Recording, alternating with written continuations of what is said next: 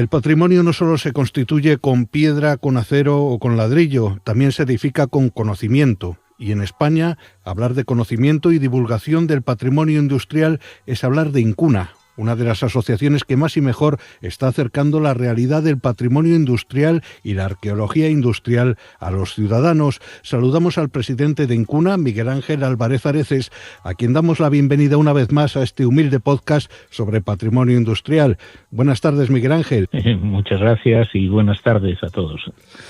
En junio de este año, de 2025, Incuna celebra sus jornadas anuales y además este año afrontando el reto mayúsculo de abordar el patrimonio científico y técnico, la relación de la ciencia con la industria y con el mundo del trabajo. Además son ya 27 ediciones de las jornadas de Incuna, ¿verdad? Efectivamente, ¿no? Comenzaron en 1999, quizás sea las jornadas, si no más longevas y más persistentes, ¿no? Y en el tiempo, porque es la única que se celebra a nivel internacional anualmente, ¿no? Mientras nuestros colegas ingleses o alemanes, franceses, de otras, de otros países, celebran también eventos y simposium cada cierto tiempo. Quizá el proyecto de Incuna, ¿no? De jornadas es convocar a interesados, estudiosos, investigadores, instituciones, empresas, asociaciones, gestores turísticos, activistas del patrimonio y defensores del patrimonio al año para ver lo que son o lo que es el estado de la cuestión, ¿no? Qué proyectos se están haciendo, qué realizaciones, qué sueños, qué realidades, qué fracasos, todo con la perspectiva y el objetivo de la conservación, la preservación, la valorización de estos testimonios, de estos testigos de nuestra vida cotidiana, que es lo que representa el patrimonio de la industrialización, el patrimonio de estos dos últimos siglos, ese patrimonio histórico-industrial, a veces no muy valorado, muy vulnerable, sujeto a las contingencias del tiempo, a la obsolescencia, a los cambios técnicos, a las nuevas tecnologías, pero que sin duda representan no solo edificios o máquinas, sino también la memoria del trabajo y del lugar, el testimonio de los trabajadores, de los técnicos, de las comunidades, de todo lo que se mueve alrededor de una vida de trabajo, de esfuerzo, también de sacrificio, pero de ilusiones y de perspectivas, en la medida en que lo que se conserva, esos hitos, esos testigos del pasado,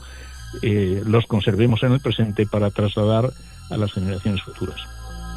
Antes de entrar más a fondo en la propuesta que traéis este año, me gustaría, Miguel Ángel, que nos hicieses un repaso introductorio de la historia de Incuna. ¿Cuándo nace la asociación? ¿Su vínculo con un territorio históricamente industrial como es Asturias? ¿Qué recuerdo guardas de las primeras actividades?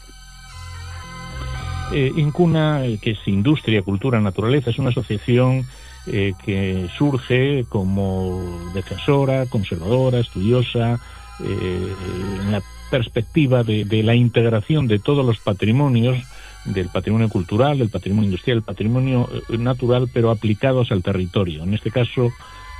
Asturias, que al hilo de lo que era la reconversión de los sectores básicos, ¿no?, que conformaron su historia, ¿no?, que es también la historia de España, de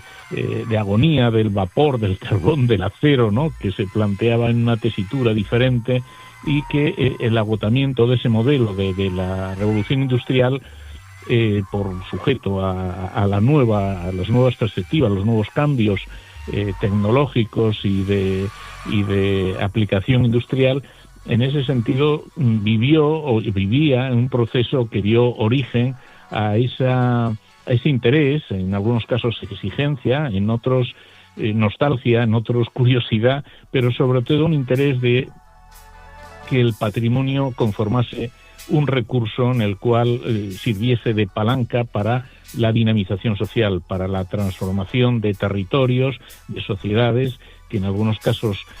sujetas a actividades que ya vienen del siglo XIX, pero con una perspectiva de futuro, ¿no? Y así surge Incuna con este estudio de los patrimonios, realización de inventarios, de catálogos, de defensa de aquello que se quería derribar, con testigos y testimonios en los cuales el conocimiento de su historia para las personas jóvenes significaba saber cómo habían vivido sus padres y sus abuelos, que su defensa y su conservación no fuese un mero recurso teórico nostálgico, sino también un elemento dinamizador. Y en ese sentido las experiencias alemanas, inglesas, internacionales que ya apuntaban en la década de los 80 significaron que surgiese hace casi 30 años esta asociación que agrupaba desde antiguos técnicos o trabajadores de empresas industriales, como era mi caso. Yo trabajaba en UNOSA, junto a otros que trabajaban en la antigua Ensidesa o Arcelor, trabajadores de la construcción naval, técnicos, en los cuales había una democratización en el interés por saber o por dejar de conocer, más bien, ¿no?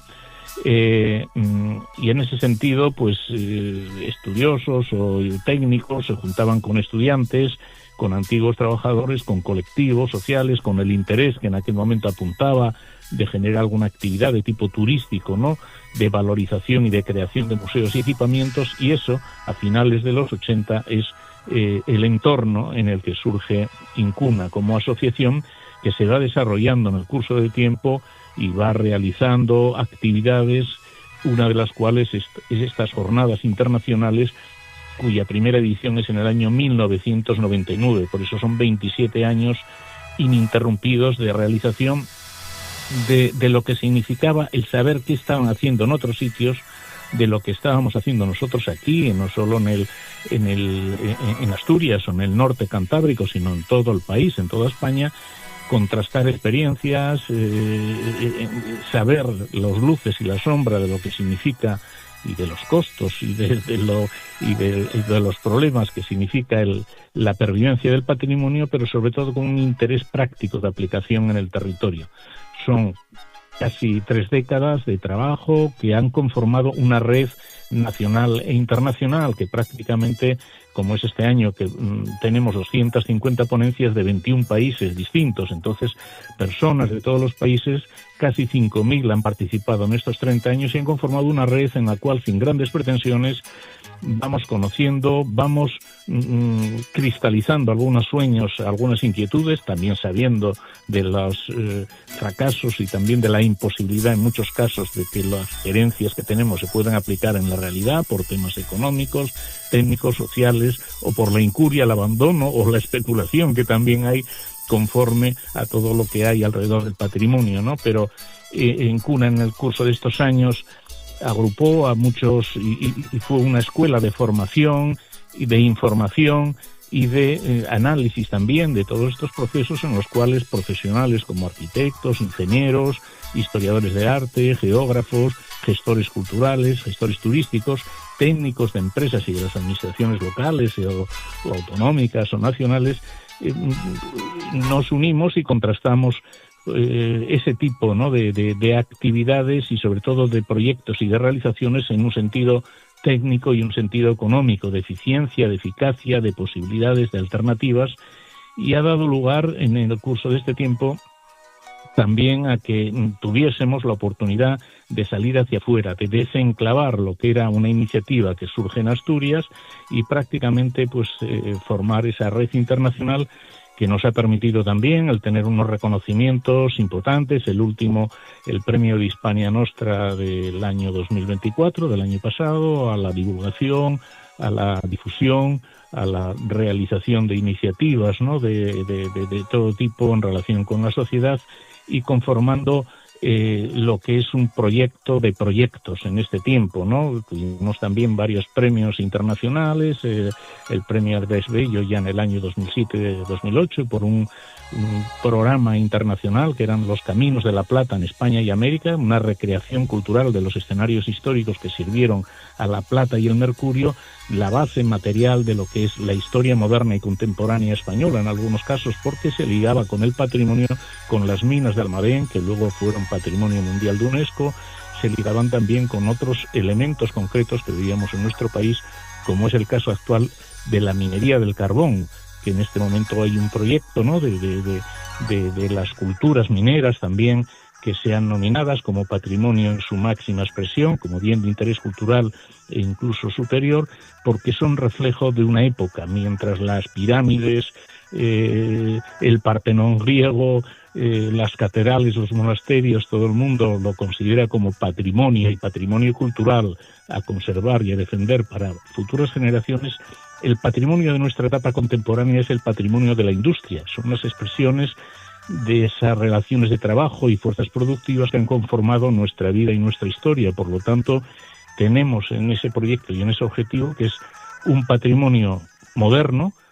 vulnerable, emergente, pero también muy complicado de conservar y de aplicar, porque tiene también una relación muy directa con el medio ambiente, con la sostenibilidad. Hay que, en algunos casos, atender a lo que son las circunstancias del momento, ambientales, y ligar también la cuestión de conservación del patrimonio con la sostenibilidad y el medio ambiente, porque muchas de las actividades industriales obviamente son agresiones del hombre a la naturaleza y conllevan externalidades importantes. Y de todo eso hemos sacado experiencias que son las que vamos conformando día a día y se trasladan anualmente en estas jornadas, que muchos son proyectos y realizaciones, proyectos de intervención, de creación en su momento de museos o centros de interpretación, pero hoy está más basado en la reutilización efectiva de estos lugares de antigua industrialización con fuerte carga de memoria, de identidad, que sean también focos de atracción de nuevos procesos y de nuevas industrias atendiendo a esas circunstancias ambientales y de sostenibilidad y de calidad de vida que exigen los momentos actuales. Pero nuestra intención es promover y conservar los que han sido las viviendas obreras, los antiguos emporios o fábricas para hacer nuevas actividades en ellas, para dar segunda vida a instalaciones y a elementos que tienen detrás una carga histórica, que tienen un relato porque explican lo que ha sido la base de la riqueza, del bienestar, de lo que ha sido el crecimiento de un país, también de las habilidades, de los conocimientos, de los procesos, de los conocimientos de las personas y también de realizaciones que en este caso serían de luchas sociales, serían en este caso fundamentales para conocer cómo ha sido el avance de una civilización, el avance de un país, el avance, digamos, de procesos sociales en los cuales han participado comunidades enteras. Y es un poco lo que ha conformado la historia de Incuna en estos 30 años,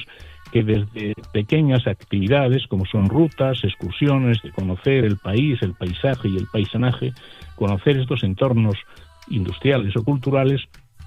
a la realización de catálogos o de inventarios, de saber en algunos casos analizar edificios, de recuperar herramientas y máquinas, porque no se entiende la defensa del patrimonio solamente con defender o reutilizar edificios por muy modernas intervenciones y arquitectónicas que se realicen, sino que dentro de ella había actividades, trabajaban personas y trabajaban con maquinaria, con herramientas, con unas relaciones sociales de producción que tenía también su correspondencia en la propia sociedad, ya que estas personas que trabajan allí viven o vivían en algunos lugares, se relacionaban entre ellas, hacían actividades sociales, culturales, luchas sociales de reivindicación de sus derechos, de proyectar en la sociedad lo que era una actividad que ha sido motor en el mundo, ¿no? Del progreso, del bienestar y con muchos sacrificios que nosotros tratamos en esta interpretación integral del patrimonio también de estudiar y comentar. Por eso este año Incuna, en asociación con la Sociedad de Historia de la Ciencia y de la Tecnología de España, centraba la atención en lo que es el patrimonio científico y tecnológico, un patrimonio científico y técnico que también es una expresión fundamental del patrimonio industrial y que a veces está un poco oculto por el tema del análisis del caso, que analizamos lo que es la historia del molino en un lugar o de la mina o de la fábrica textil en una localidad, y nosotros tratamos de que el tema del caso se analice siempre en una perspectiva global, comparado con otros lugares de nuestro país, con otros lugares internacionales, pero también la importancia que tiene todo eso en una expresión histórica en la ciencia y en la tecnología, porque han supuesto, como vemos ahora actualmente, al día de hoy, con los nuevos procesos energéticos, industriales, que nos llevan a tener y a obligar y a veces no interpretar o conocer adecuadamente, por ejemplo, lo que nos ha sucedido recientemente, ¿no? En el mundo de la energía o de la hidroelectricidad o de la energía en general, cuáles son sus orígenes y cuáles son los aspectos que han conformado un proceso social de amplio espectro, en el cual intervienen los avances tecnológicos con aportes personales de científicos, de técnicos muy importantes, con el papel de los trabajadores fundamental para llevar a cabo todos esos procesos, pero en un territorio y en un entorno determinado en el cual existen materias primas que se aplican con herramientas y maquinaria en procesos de producción en unas fábricas, y de ahí salen mercancías que van a lugares distintos y distantes. Pues de todo eso este año nos ha llevado al hilo de las 27 jornadas a centrar la atención en el patrimonio científico y tecnológico, que es una herramienta para explorar y apreciar la riqueza de conocimientos, de prácticas, de objetos y de espacios que forman parte del legado material e inmaterial de la industrialización. En otros años centramos la atención en otras cuestiones de didáctica del patrimonio industrial, minero, del patrimonio siderúrgico, del hierro, del acero, de la industria, el patrimonio de la industria militar, de las fortificaciones defensivas y de los puertos y del patrimonio marítimo, de los espacios abandonados y su posibilidad de reconversión y readaptación y nuevos usos, pero este año enfatizamos que el patrimonio científico y tecnológico en la historia de la industrialización son múltiples expresiones que resultan de enorme valor por su repercusión social: la arquitectura industrial, las máquinas, los espacios de trabajo, los saberes, los oficios, el trabajo de las personas, los movimientos sociales, las culturas del trabajo, el patrimonio documental o escrito, el patrimonio grabado, los objetos, construcciones, el patrimonio mueble, los documentos científicos, las colecciones científico-técnicas, las patentes que contribuyen a la investigación y a la transferencia del conocimiento y que tienen expresión en múltiples aspectos de nuestra sociedad, no solamente en museos o centros documentales, sino también en nuestra vida cotidiana y en nuestra historia. Y de eso, pues, más de 250 ponentes, como decía, procedentes de países muy diversos. Vienen personas de Australia, vienen personas de Túnez, vienen personas de Turquía, prácticamente de todos los países de Latinoamérica, de muchos países europeos y de todas las comunidades españolas, ¿no? También un apartado específico para Asturias, con un eje temático de ciencia, técnica y patrimonio industrial en Asturias, del pasado al presente, pero luego con muchos otros aspectos, ¿no? De las aportaciones de las mujeres en la producción de saberes y en el conocimiento de la ilustración al siglo XX, con la realización de rutas e itinerarios con el conocimiento de los faros como expresión de ese patrimonio científico-técnico y del patrimonio de los entornos marítimos, del patrimonio minero industrial, del patrimonio de la sidra y de la industria agroalimentaria, como aspectos muy concretos, pero luego también sesiones temáticas en las cuales se hablen de por ejemplo, de la transición energética y el caso de México o de otros países que tienen mesas redondas y simposium específicos, o también del reuso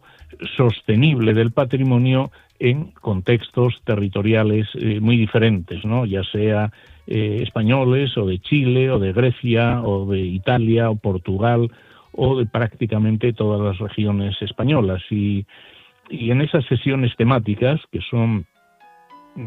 prácticamente 14 simposium sobre temas diferentes, se van conformando las jornadas que realizaremos del 18 al 21 de junio de este año.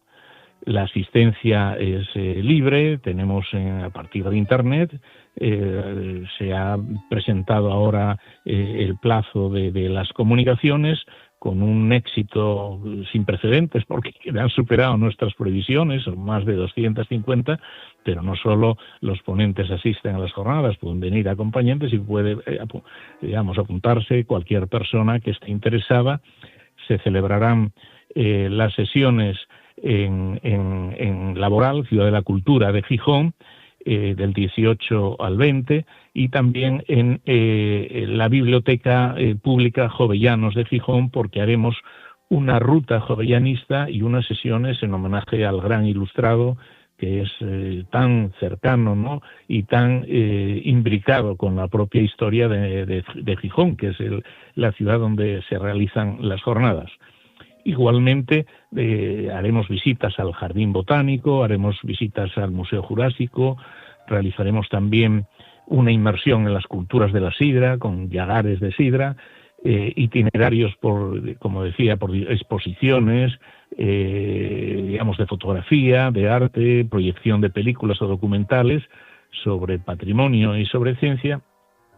y un amplio programa en el cual estaremos sujetos a actividades muy específicas, como son talleres participativos sobre paisaje industrial, donde trataremos el caso de Yumeres, que es un cargadero y una zona de antigua minería del hierro en la comarca de Gozón, en Asturias, realmente fenomenal, donde todas las personas participantes pueden aportar sus ideas, contrastarlas con arquitectos, ingenieros, geógrafos, entresacar también experiencias o ideas de lo que es la museología y la museografía, especialmente para investigadores y gestores en museos técnicos, industriales y específicos en muchos sitios. Haremos también mesas redondas sobre el patrimonio hidroeléctrico, sobre la didáctica, sobre la sostenibilidad, sobre las posibilidades turísticas y lo que significan las visitas a ese patrimonio en los entornos donde se ubica, y también proyectos muy concretos y específicos de valorización del patrimonio industrial en diversas partes de España y del mundo. Son días muy intensos que se acompañan con actividades complementarias, con la sociabilidad y el conocimiento directo y personal con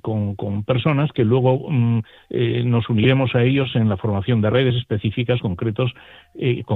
que durante todo el año se realizarán actividades no solo aquí en Gijón, en Asturias, sino en todas las partes del mundo. De hecho, hemos ido a Chile, a México, estuvimos en Italia, en Portugal, en Grecia el año pasado, en Bélgica,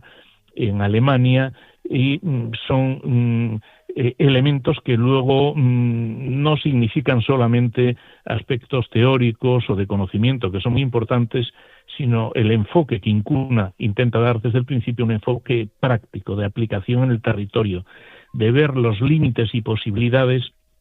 de la preservación, de la conservación y de la valorización del patrimonio para establecer programas de desarrollo local, desde un pueblo a una gran ciudad, en que el eje de relato fundamental sea la historia del pasado para trasladarla al presente y darle una proyección de futuro, en base a lo que es nuestra historia viva, la memoria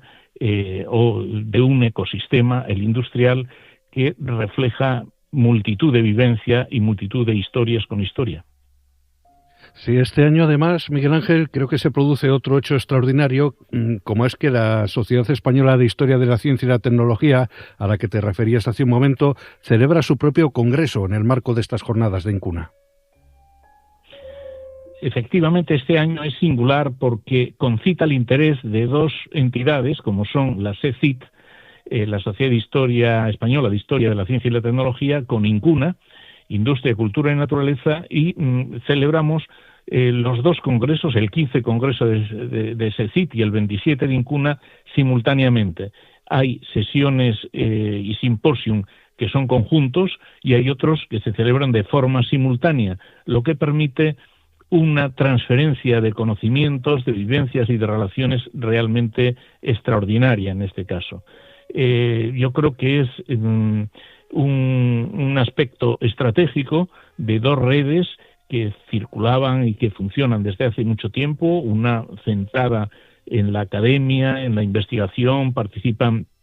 numerosos investigadores del CSIC y de todas las universidades e instituciones españolas relacionadas con la ciencia y la tecnología, empresas industriales, y también, en este caso, la unión con una sociedad civil, es decir, como es Incuna, en la cual participan personas, digamos, con otra perspectiva hasta este momento distinta, ¿no? En este caso se una más práctica, más ligada al tema del caso, a lo que tiene en su lugar, de tratar de defenderlo, de conservarlo, de darle un nuevo uso, de valorizarlo, y en este caso se unen, digamos, dos redes que reflejan un proceso de aplicación y de proyección geométrica, en este caso, ¿no?, en el que el conocimiento y la academia se unen con el aspecto de activismo patrimonial y defensa del patrimonio, lo que le da rigor, continuidad, mayor interés a la valorización de los proyectos y sobre todo el intercambio, ¿no?, de experiencias, que es utilísimo. Por lo tanto, es un factor este año importante, novedoso, ¿no?, en lo que son los procesos de realización de eventos, de congresos en España, de referencias en ese sentido, la realización conjunta y la colaboración entre la Sociedad Española de Historia de la Ciencia y Tecnología y Incuna en este caso. Gracias a las jornadas anuales de Incuna yo descubrí, por ejemplo, que patrimonio industrial no son solo las fábricas y su entorno, la arquitectura, el urbanismo, la arqueología, sino también las relaciones epistolares, la cartografía e incluso la gastronomía. Quería hablar contigo sobre la importancia de los expertos internacionales que acuden a las jornadas de Incuna y si crees que se están fortaleciendo buenas prácticas y políticas globales para conservar y proteger este tipo de patrimonio. Sí, efectivamente, ¿no? En los últimos años, ¿no?, sobre todo se ha dado un salto cualitativo. Hay instituciones a nivel internacional, colaboradoras de la UNESCO, que han permitido, como es el caso del TICHI, el Comité Internacional para la Conservación del Patrimonio Industrial, del cual, bueno, formo parte de manera honoraria desde hace muchos años, y el presidente también, unos años, y a nivel internacional, TICHI y COMOS, como colaboradores de la UNESCO, han posibilitado que en los últimos tiempos, en la incorporación al patrimonio de la humanidad, los bienes del patrimonio de la humanidad, haya sufrido un incremento cualitativo, ¿no? La aportación, sobre todo, de elementos patrimoniales que, como bien señalabas, no son solamente edificios o fábricas en concreto, instalaciones, sino que es un concepto mucho más amplio. Se incorporó primero el concepto de paisaje y posteriormente los patrimonios o los elementos que lleva asociado, en este caso, no solo el patrimonio gastronómico, sino otros muchos, la valorización de las company towns o de las viviendas de los trabajadores, de los espacios de sociabilidad, de ocio, culturales, los elementos que conllevan también, en ese caso, aparejado lo que es una vida y una historia alrededor del patrimonio. Por eso, la incorporación a nivel internacional también de estas sociedades, como la Sociedad Española de Historia de la Ciencia y Tecnología, con el TICHI, con ICOMOS, suponen un anuncio y un avance muy cualitativo, ¿no? Por ejemplo, asociaciones de estas características que se relacionan con el ICOM, con organismos internacionales, normalmente tienen sus procesos aparte, y lo que tratamos nosotros es de que haya una visión mucho más integral, de formación, de conocimiento, de elementos que nos permitan hacer actuaciones de preservación del patrimonio y de sostenibilidad en el patrimonio con más autenticidad, con más rigor, valorando lo que es su historia o la excepcionalidad, que sean elementos únicos o singulares en un proceso o en otro, pero sobre todo también en el énfasis del conocimiento. Por ejemplo, en este año, el que nosotros tengamos en la SECIT simposios sobre historia de la ciencia, de la medicina, de la tecnología, que tienen mucha relación directa con el patrimonio industrial, pues es realmente importante, porque hay una pluralidad de miradas, en ese caso el patrimonio científico-técnico, ¿no?, que son retos de una herencia cultural realmente importante y de producción de saberes, la aportación de las mujeres, los elementos ambientales que se han incorporado en los últimos tiempos, ¿no? Igual que la formación de estas redes transnacionales de transferencias de circulación de conocimientos científicos, nos permiten que los expertos internacionales que vienen tengan una visión mucho más amplia y más ligada a lo que son los problemas del día a día, los problemas cotidianos. Es decir, conservamos y preservamos el patrimonio no como un fin en sí mismo, sino para que tenga una utilidad social, para que dé una segunda vida y favorezca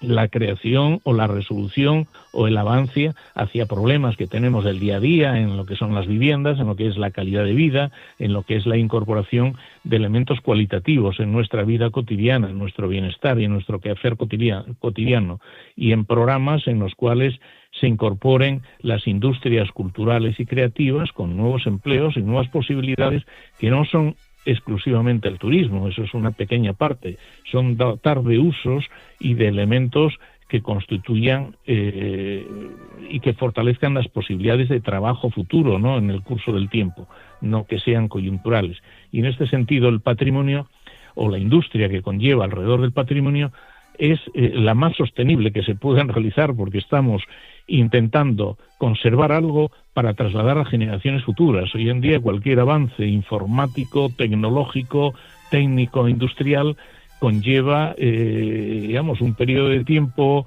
de viabilidad realmente limitado por la continua realización de inventos y de cuestiones en las cuales hay una renovación continua de las fuerzas productivas y unos cambios, ¿no?, en las relaciones de producción. La industria del patrimonio es precisamente un horizonte a muy largo plazo, porque trasladamos algo para las generaciones futuras, para que se conozca cómo se vive, cómo se trabaja hoy, cómo se ha trabajado ayer, pero sobre todo para que haya a partir del patrimonio elementos de la conservación del patrimonio, elementos dinámicos de formación de nuevos procesos, de nuevos usos, de nuevas actividades muy ligadas a la resolución de los problemas cotidianos que nos afectan también en el día a día. Es un capital crítico, un capital natural que reutilizamos